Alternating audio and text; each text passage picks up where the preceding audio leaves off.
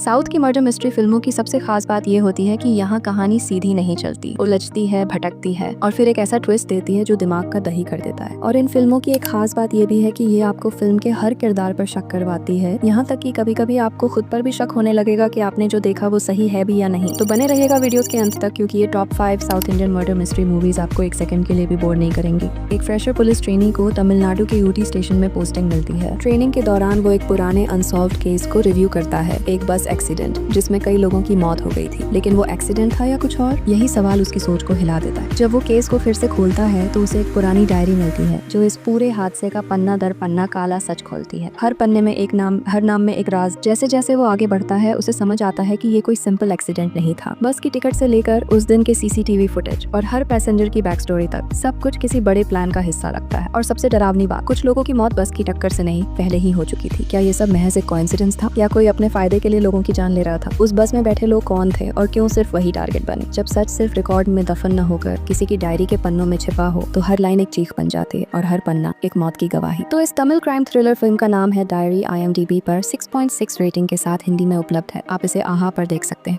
कहानी है एक महिला सब इंस्पेक्टर की जो छोटे से शहर में अपनी नई पोस्टिंग ज्वाइन करती है, लेकिन वहाँ की शांति सिर्फ दिखावा है। असली चेहरों के पीछे छुपे हैवानियत के कई चेहरे हैं और एक ऐसा केस जो उसके धैर्य, उसकी ईमानदारी और उसकी इंसानियत की सबसे बड़ी परीक्षा बन जाता है। शुरुआत में सब कुछ नॉर्मल लगता है, लेकिन धीरे धीरे उसके सामने आने लगते हैं कुछ ऐसे केस जहाँ लड़कियाँ गायब हो रही हैं और पुलिस सिर्फ आंखें मूंदे बैठी है। कोई सबूत नहीं, कोई सुराग नहीं और ऊपर से सीनियर्स का दबाव। जैसे जैसे वो इन केसों में खुद को उलझाती है उसे पता चलता है कि शहर में एक सीरियल किलर आजाद घूम रहा है। लेकिन सबसे बड़ा झटका उसे तब लगता है जब केस की कड़ियां उसके ही डिपार्टमेंट के कुछ लोगों से जुड़ने लगती हैं। तो क्या वो इस सीरियल किलर को पहचान पाएगी या खुद शिकार बन जाएगी? फिल्म का नाम है यवम। IMDb पर इसकी रेटिंग है 7.6 की और फिलहाल ये फिल्म आहा वीडियो पर उपलब्ध है। एक गाँव जहाँ सन्नाटा रात में नहीं, दिन के उजाले में भी डराता है। एक परिवार जिसकी चुप्पी अपने आप में एक गुनाह है और एक सच्चाई जो सामने आने से पहले कई जिंदगियां लील जाती है। ये कहानी है एक छोटे से गाँव थेप्पासमुद्रम की, जहाँ एक आम सी जिंदगी के पीछे छिपी है एक खौफनाक साजिश। जब एक महिला रहस्यमय हालातों में लापता हो जाती है तो मामला धीरे धीरे खुलने लगता है और हर परत एक नई चौंकाने वाली हकीकत दिखाती है। पुलिस, समाज और परिवार, सबकी सोच और सच्चाई कटघरे में खड़ी हो जाती है। एक सादी सी दिखने वाली घरेलू जिंदगी के पीछे कुछ ऐसा दबा हुआ है जो सब कुछ हिला सकता है। गाँव की खामोश गलियों में जो हुआ वो पुलिस के रिकॉर्ड में बस एक केस बनकर रह गया, लेकिन किसी की आंखों में आज भी वो खौफ दिखता है। जब एक कांस्टेबल इस केस को दोबारा खोलता है तो उसे शक होता है ये महज लापता होने का मामला नहीं बल्कि कुछ बड़ा और सुनियोजित है। हर गवाह की बात, हर दस्तावेज, हर तस्वीर जैसे एक बड़ी साजिश की ओर इशारा कर रही हूँ, लेकिन कोई बोलता क्यों नहीं? इस सस्पेंस और सोशल रियलिटी को गहराई से दिखाने वाली थ्रिलर फिल्म का नाम है थेप्पासमुद्रम। IMDb रेटिंग है 6.8 की और इसे देखने के लिए आपको गूगल का सहारा लेना पड़ सकता है। एक छोटे से कस्बे में तैनात 2 पुलिस अफसर, एक जूनियर और एक सीनियर, जिनकी सोच और काम करने का तरीका बिल्कुल अलग है। लेकिन जब एक दिन थाने के एक सस्पेंडेड कांस्टेबल की लाश मिलती है तो ये केस सिर्फ एक मर्डर नहीं बल्कि पुलिस डिपार्टमेंट के अंदर छुपे कई राजों की परतें खोलने लगता है। जांच की शुरुआत होती है और सबसे पहले शक उसी इंस्पेक्टर पर जाता है जिसने उसे सस्पेंड किया था। लेकिन कहानी मोड़ तब लेती है जब दूसरा पुलिस अफसर उसी केस में अपने सीनियर पर शक करने लगता है। हर पूछताछ, हर CCTV फुटेज, हर बयान पुलिस वालों को एक नई दिशा में ले जाता है। लेकिन हकीकत ये है कि जितना वो सच के करीब जाते हैं उतना ही वो खुद उस सिस्टम का हिस्सा बनते जाते हैं जो सच को छुपाता है। जैसे जैसे ये दोनों अफसर एक दूसरे की चालें समझने लगते हैं वैसे वैसे केस की परतें खुलती जाती हैं और एक ऐसा राज सामने आता है जो दोनों की जिंदगी को हमेशा के लिए बदल सकता है। अगर तुमने विजारना या जोसेफ जैसी रियलिस्टिक पुलिस थ्रिलर्स देखी हैं तो ये फिल्म तुम्हारे दिमाग को झकझोर देगी। इस फिल्म का नाम है थालिबान और IMDb रेटिंग है 7.5 की।